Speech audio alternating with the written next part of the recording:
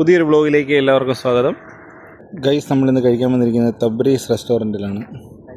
ഇതുള്ളത് നമ്മുടെ കമ്മീസ് എന്ന് പറയുന്ന സ്ഥലത്താണ്.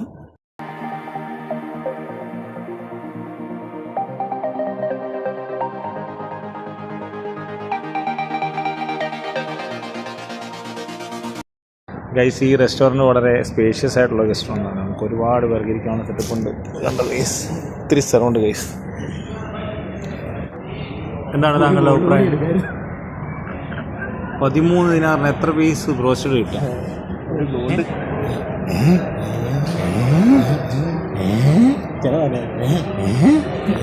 ഒരു വരവില്ല.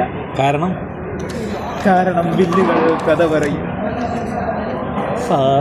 നിന്റെ ഐഡിയ ആയിപ്പോയി. അതാണ് നമ്മുടെ വണ്ടി. 1 കിലോ മത്തി മേടിച്ച് കറി വെച്ചായിരുന്നു 2 ദിവസം. 1 കിലോ മത്തി ഞാൻ കറി വെക്കാറുണ്ട്. ചതിച്ചതാണ്. പക്ഷേ കഴിച്ചിട്ട് പറയാം. ചേട്ടാ, അവിടെ ഗേറ്റിലിട്ടിടിക്കും. പിന്നെ കട്ട് ചെയ്തിട്ട് ഗ്രില്ല് ഫിഷിൻ്റെ അതുപോലെ ഫുഡ് വന്നിരിക്കുകയാണ് ഗൈസ്. Rice 1, rice 2.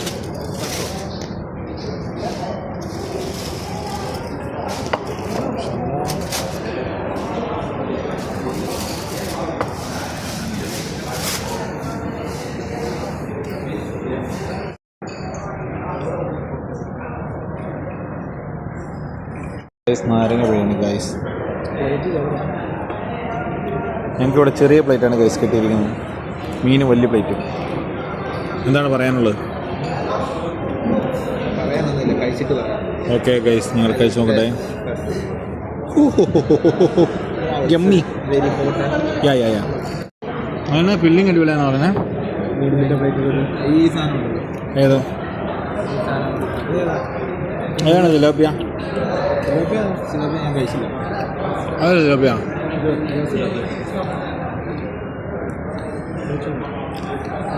ഉണ്ട്. ഇപ്പം അല്പം കുറവാണല്ലേ ഉപ്പ്? കുറവാണ്. പിന്നെ ഒരു മൈക്ക് മുകളിലത്തെ ഫില്ലിങ് ഇതുകൂടി കൂട്ടിയിട്ട് വേണം കഴിക്കാൻ. മസാല. റൈസ് അടിപൊളി. റൈസ് നമ്മൾ എന്തൊക്കെയാ പറഞ്ഞത്? Tilapia and sea bass. ഓക്കെ, എങ്ങനെയുണ്ട്? കൊള്ളാല്ലേ? കൊള്ളാം.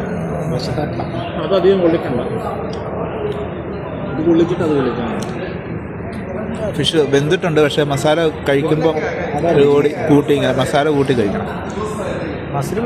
നമ്മൾ ആദ്യം എടുത്ത റൈസ് ഏതാ? ഇത് മജ്ബൂസാണ്. ഇപ്പോൾ നമ്മൾ ലക്ഷ്യം വന്നത് സാഫ്രോൺ റൈസാണ്. അങ്ങനെയുണ്ട്. കഴിച്ചു നോക്കുമോ? പക്ഷെ എനിക്ക് സാൽമൺ ഇതാണ് കൂടുതൽ ഇഷ്ടപ്പെട്ടത് മറ്റേതിനേക്കാളും. പൊരിഞ്ഞ യുദ്ധം ഇവിടെ അവസാനിച്ചിരിക്കുകയാണ് ഗൈസ്. ഈ സിലോപ്പിയെക്കുറിച്ച് എന്താ അഭിപ്രായം? ഇത് ശരിക്കും ക്ലീൻ ആക്കിയിട്ടില്ല എന്ന് തോന്നുന്നു. ഇതിൻ്റെ പേരെന്താ പറഞ്ഞേ? തിലോപ്പിയ. സോറി, അത് ഇവിടെ ഉണ്ട് ഗൈസ്. മറ്റേ മീൻ അടിപൊളിയായിരുന്നു ഗൈസ്, എനിക്ക് വളരെ ഇഷ്ടപ്പെട്ടു. അപ്പോൾ ഈ വ്ലോഗ് ഇവിടെ എത്തിയിരുന്നു. അപ്പോൾ എല്ലാവർക്കും ഗുഡ് ബൈ. ടാറ്റ.